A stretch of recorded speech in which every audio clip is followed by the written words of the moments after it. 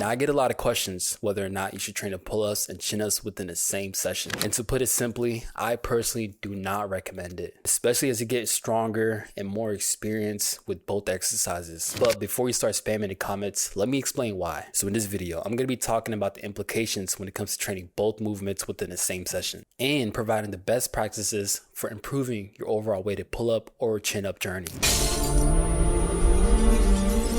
Okay, so let's talk about this very common scenario. You're looking to get stronger with the weighted pull-ups and weighted chin-ups, and you have a pretty good foundation when it comes to the bodyweight version of those movements.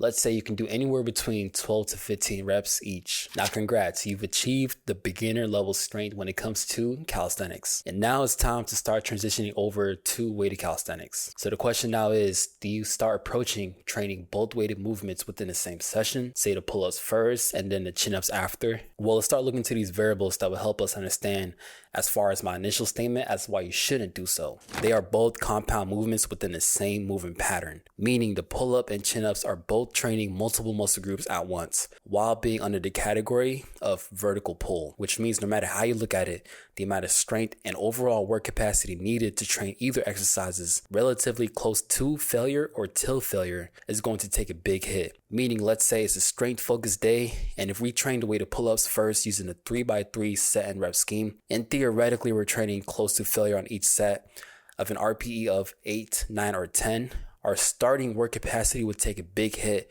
in terms of how much more work we can produce for the rest of the session, especially if there are exercises that are within the same exercise type. So in this case, they're both compound movements and they're both within the vertical pulling movement pattern. So that just means that right off the bat, if you train the weighted pull-ups first to that same RPE state and then the weighted chin-ups after using that same approach, you're just not going to be performing at an optimal state because you're going to be more fatigued compared to whenever you first started the pull-ups because you're more fresh, because that was your first big movement for the day. And that's mainly because you've already exhausted or pre-exhausted your lats, your back, and also your biceps, which all attributes to the vertical pulling movement pattern muscles. So let's kind of take a step back and think about it this way. Would you on a leg day train the back barbell squat and the front barbell squat within the same session, back to back? That's just nuts if you ask me, and not the most ideal way of managing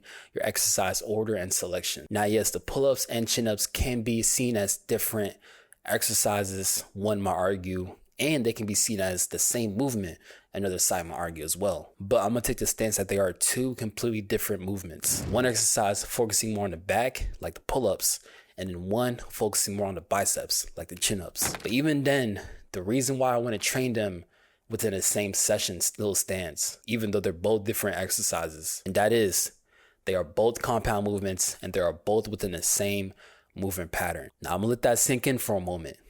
Going back to my first point, you wouldn't do a barbell back squat and a barbell front squat within that same session. It just doesn't make any sense. So once you understand and wrap your head around movement patterns and exercise order, it's going to make structuring your future workouts much more easier if you focus on doing one compound movement per movement pattern. And I can even go about making sure you have the correct order in terms of the strength demands required, like is it a free compound movement without any assistance or stabilization, or a fixed compound movement with assistance or stabilization such as a Smith machine or bench supported position. But that could be saved for a whole other video in terms of understanding how to structure your exercises with the purpose of performing at your best in each and every movement as you go down the exercise order / session.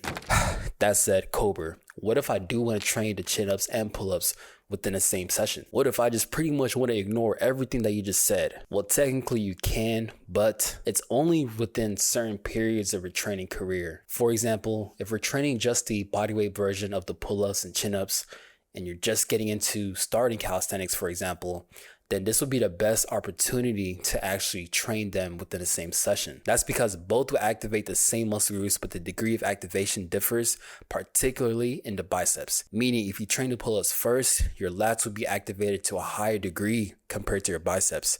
And if you don't know, the chin-ups has a higher degree of activation in the biceps compared to the pull-ups. So technically speaking, If our back is exhausted, we can train the chin-ups after our pull-ups using our biceps as a primary muscle being activated.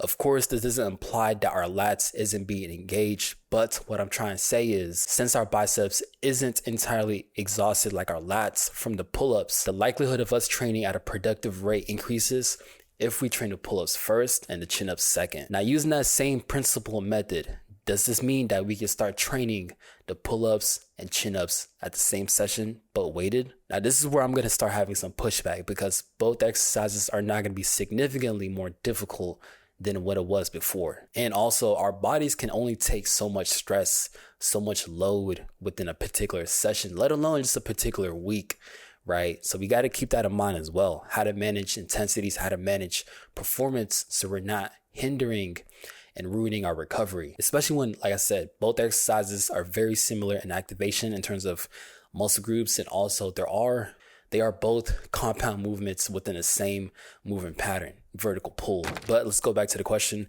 If you are doing them weighted, then I highly recommend training the pull-ups and chin-ups by alternating them every 1 to 2 training blocks, which typically can consist of 6 to 8 weeks, meaning you're going to be switching the chin-ups and pull-ups every 2 to maybe 4 months. This way, you're training for specificity, being specific to your training so you can maximize your overall understanding and exercise execution for that particular movement, while minimizing any potential roadblocks such as joint overuse, particularly in the elbow joints, or just simply exhausting your body from excess stress and intensity, which can just lead to terrible recovery and performance. But hey, what do I know? If you like some more content like this, be sure to follow him, man. I'm the Tough Fitness Guy out here. No cap. Cobra trains. He's up next.